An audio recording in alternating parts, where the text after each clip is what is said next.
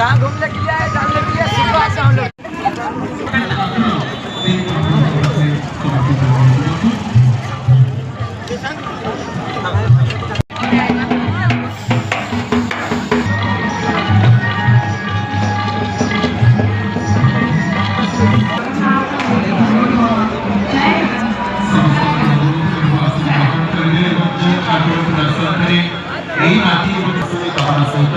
आनुष्ठानिक भाव में प्रथम दिवस प्रारंभिक संस्कार में आप समस्त को विधान सहित आपको अभिनंदन ज्ञापन कर आगे स्वागत करूँ।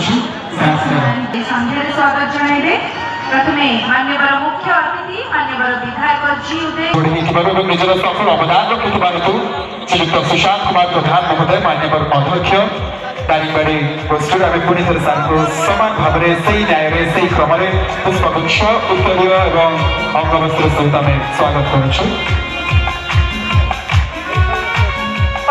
सरपंच दारिंगबाड़ी सुश्री चंद्रिका मल्लिक।